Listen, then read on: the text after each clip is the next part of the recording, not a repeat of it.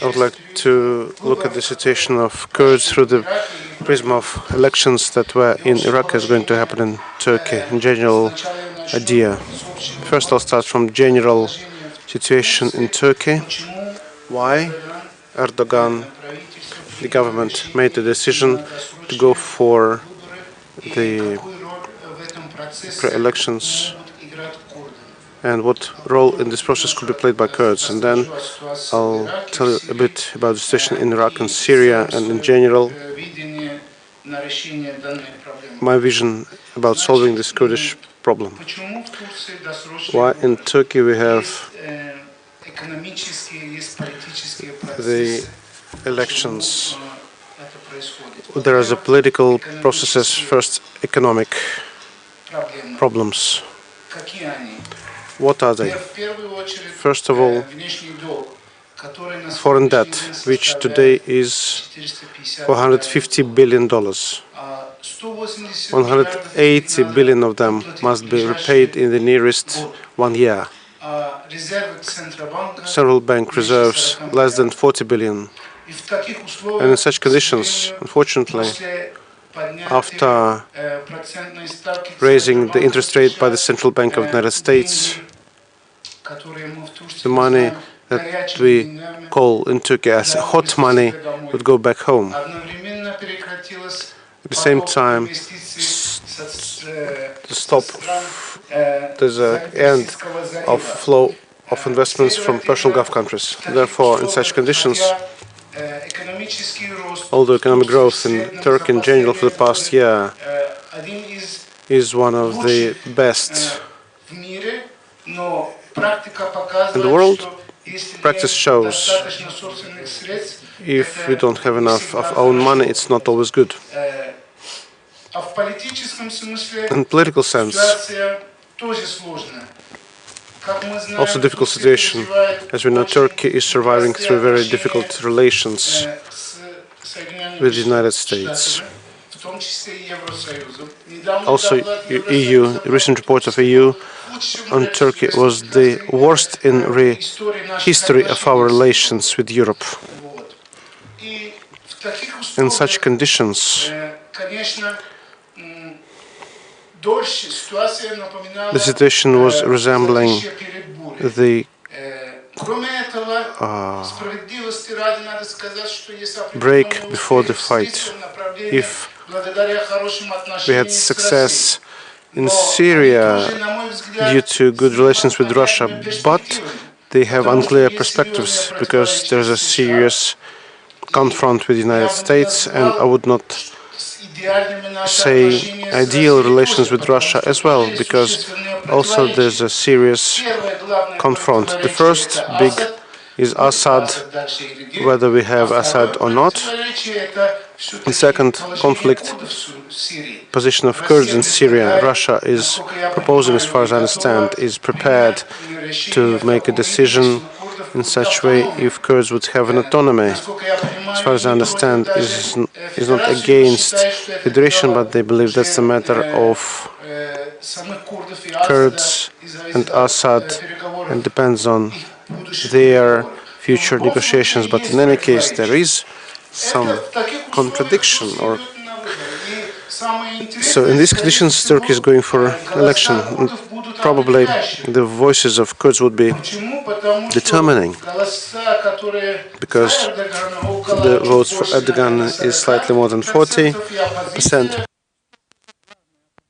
Same with opposition, but Kurds maybe less, about 10%, which are going to be defining who they're going to vote for. The leader of pro-Kurdic parties in prison. He's claimed to say bad things about Erdogan. Not him, many leaders of this party are in prison, even in the main opposition of People's Republican Party, not opposition party, believe that this situation is not quite fair. What's promising, almost all main opposition parties in their programs say that the solving of Kurdish problem in Turkey is one of the priority if they win. It's a very promising situation, but the Erdogan himself was saying about the same thing several years ago. He used the same words, and using that he won the previous elections. Not last, not one before last, but the one before. Not the important thing, there's pro-Kurdish party, Hudapar, but they are religious. A few days ago, they made a decision to support Erdogan. Their voices are not as big, they don't have so many votes, but it's important. The support looks more like, based on principle, enemy of my enemy is my friend, because probably they are close with Erdogan with common anti-Kemalistic approach. I would not Erdogan as anti-Kemalist, but it shows part of Kurds still hopes that Erdogan may be able to resolve Kurdish question. So this is the situation in Turkey. In Iraq, it's also interesting situation because, as we know, elections passed, but they were not very easy. Results are arguable. First is Sadr, second Fetih movement supported by Iran. It's a hash group in a legal form. Third, also Shiites. Fourth, Maliki. In general, elections were won by Shiites coalition, but interesting result. KDP party, or Kurdish Democratic Party of Kurdistan, headed by Barzani, as a party, not in a coalition, but as one, got most votes, which is a very big success of Democratic Party of Kurdistan after the referendum, which was not quite successful for them. Who won elections in Iraq in general, it's not as important and it's never been important. What's important in Iraq, who can create coalitions? This is what's important, because sometime Maliki, the one before last Prime Minister, his Prime Minister didn't want the party about coalitions, decided that he would be Prime Minister. Current situation is not clear. Probably Kurds will have in the parliament about 50 members, which is good. I cannot tell you exact figures because day before yesterday, Constitutional Court of Iraq cancelled results some of the elections. So their situation is not completely clear. What is clear that Kurds are actively involved in the process of elections, and probably the next president of Iraq would also be a Kurd. Maybe Erzabari, former Prime Minister of Iraq, Kurd nationality, maybe not, but in any case he would be a Kurd. So a situation of Kurds in Iraq in general is like this. In Syria, actually, in general, the situation resembles the situation after the Second World War in Germany. They established the zones of influence, as it was in Germany back then. Also, there was French, England, and everybody had their own zones. And theoretically, Germany could not be split, but as they didn't agree among themselves, it got split, got divided. So there's information that even Stalin was against split of Germany, but that's not the point. The same situation is in Syria. Now, in my point of view, it's very difficult to talk about the integrated Syria, but it's possible that everybody agrees among themselves.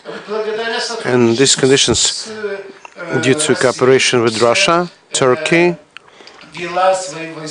and brought in their armies and the forces supported by Turkey at the western part of Euphrates. Before it was an influence zone of Russia.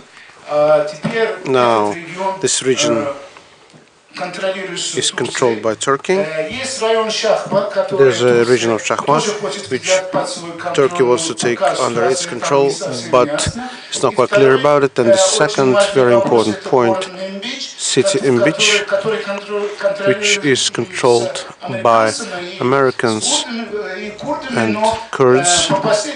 According to the latest information, Turkey agreed that during 1 month Americans would get out of there, would bring out Kurdish forces. We'll see what would be the end of this story. Now the main question is Syria. Who is going to control the zone of Idlib, part of Aleppo up to the border with Israel? The main problem isn't that. The situation in Syria and position of Kurds in Syria is still problematic. This is kind of equation with many unknowns. In general, this is all I wanted to say about the situation of Kurds in these countries, but I want to talk about something else a little bit. We all, after yesterday, when we started our conference, we had many interesting people of respect, also representative of Catholic Church of Syria, representative of the Muslim world, and everybody was talking about the fairness. There was no scientist or academic or religious person who mentioned about who didn't mention fairness. None of them spoke about problems of Kurds.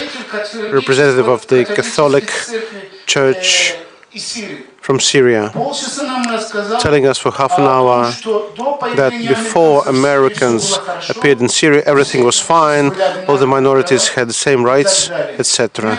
I wanted to tell him, there's a Russian saying, don't make fun of my sneakers, it doesn't matter.